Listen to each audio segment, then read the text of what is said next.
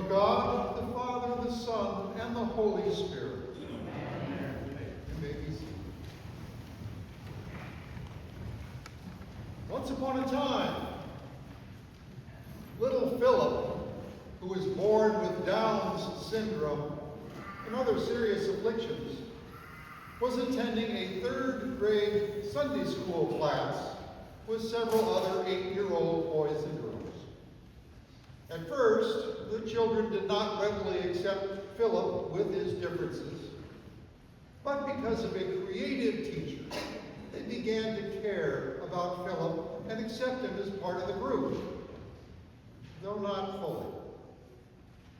The Sunday after Easter, the teacher brought Legos Plantios containers, the kind that looked like large eggs. Each receiving one, the children were told to go outside on that lovely spring day, you know what that is, and find some symbol for new life and put it in the egg-like container. And back in the classroom, they would share their new life symbols, opening the containers one by one in surprise fashion.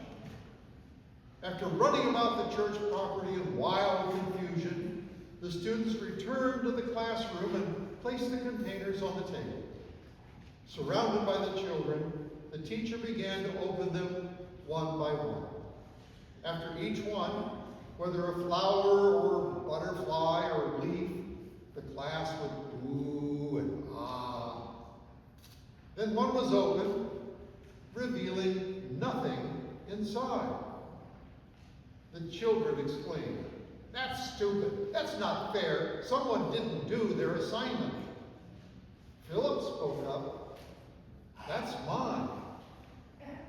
"Philip, you don't ever do anything right," one student said. "There's nothing there." "I did so do it," Philip insisted. "I did do it. It's empty." The tomb was empty. Silence followed. From then on, Philip became a full member of the Sunday school class. But that's not the end of the story. He died not long afterward from an infection most children would have shrugged off. At the funeral, the class of 8-year-olds marched up to the altar, not with flowers, but with their Sunday school teacher, each to lay on the casket an empty plastic egg. They got it. This story shows a basic problem about Easter. It's a lot like the old TV show Seinfeld. Remember Seinfeld? It was a show about nothing.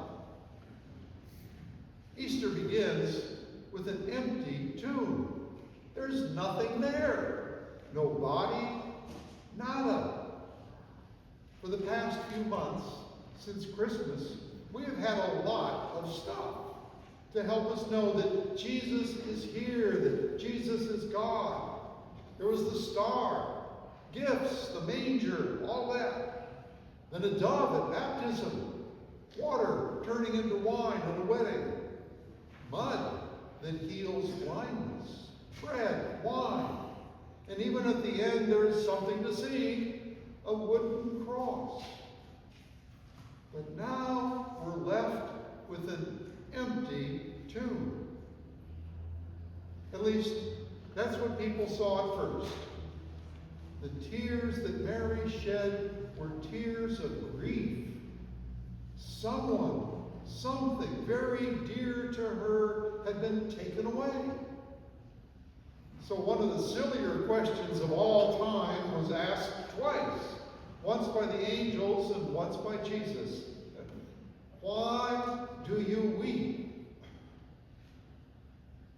Mary gave the obvious answer, because they have taken away someone I could depend on, someone I loved.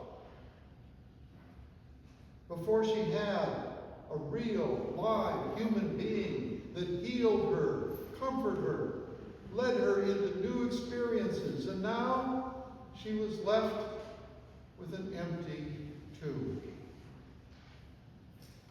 However, her grief at the loss of something she could hold on to was quickly replaced by the miracle of the resurrection. She was experiencing the meaning of Easter, the meaning of the empty tomb. Easter is all about moving from stuff to relationships. And what made the TV show Seinfeld work were the relationships between the actors. And what makes Easter come alive is the new relationship we have with God and the new relationships we have with one another. The tomb is empty, but Easter makes our hearts full.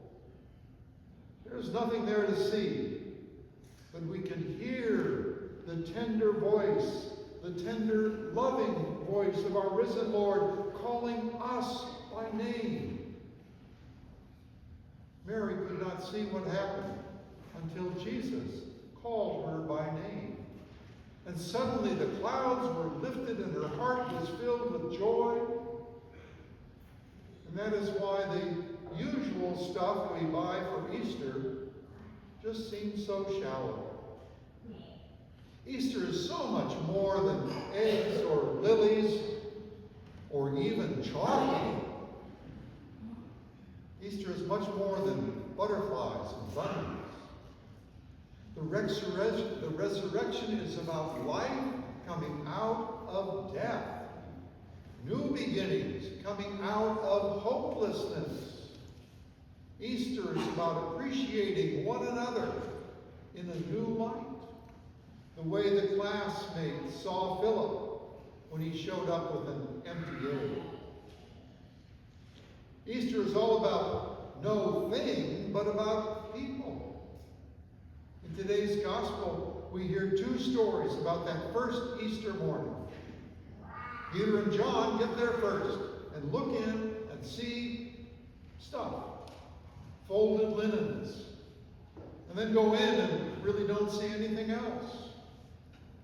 There was no thing for them to see, which was the whole point. But they didn't get it. They had questions, and later, inspired by the Holy Spirit, they did get it. The disciples were much more excited about the risen Lord than they were ever when Jesus was with them with flesh and bone. That new relationship that they finally worked into enabled Peter to preach boldly in the same spot where a few weeks earlier he had denied even knowing Jesus. But for my money, the real resurrection experience came from Mary. Perhaps it was her tears, her grief, that came from great loss. Jesus had healed her of many demons, gave her a new life, but now he was gone. There was nothing left. But yet, there was a couple of angels who saw Mary for who she was and asked her, "Why do you weep?" And she described her loss, her anguish in her heart. It was then that this stranger asked the same question, "Why do you weep?" She still didn't get it, didn't see, until Jesus calls her by name. And it was then that the new relationship was born. Mary's friend and healer now became the Savior, who comforted her and gave her a mission. She was to become the first apostle, the first one sent with the good news. And she was not even sent to strangers yet, but to the ones with whom she had shared the journey for months or years prior. Just a few weeks ago, Mary, sister of Lazarus, felt that same grace when her sister came to her and said, "The Master is calling for you." And Lazarus certainly felt that grace when he heard the voice of Jesus calling his name over the wall between death and life. "Lazarus,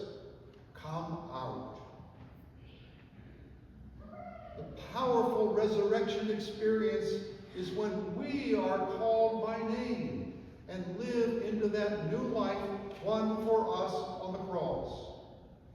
Resurrection is when we live into that new relationship with one another and see each other fully as sisters and brothers in Christ. And that is why I try to offer the body of Christ by your name whenever I can remember it, or by sister or brother when I cannot, as we share at the Lord's table. So now we are invited to come to the empty tomb, to see nothing. But we're also invited to listen for the voice of our risen Lord, calling us by name out of the darkness that once was before and into the light of the new day, won for us on the cross. Let us see ourselves as Jesus sees us, as described earlier in the gospel. The sheep hear his voice. He calls his own sheep by name and leads them out. We are led out into the relationship of life that will never end. Christ is risen. The Lord is risen indeed. Hallelujah.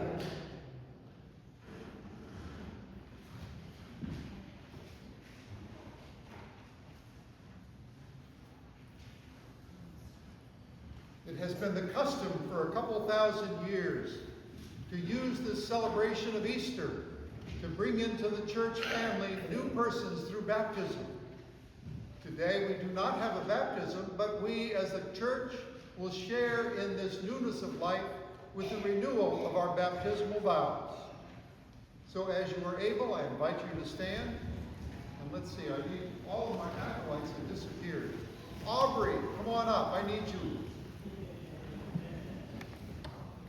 Come on up, Aubrey.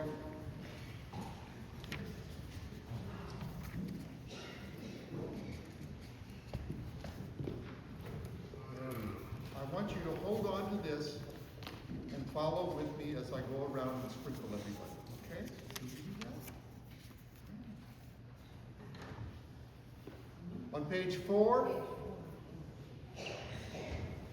do you reaffirm your renunciation of evil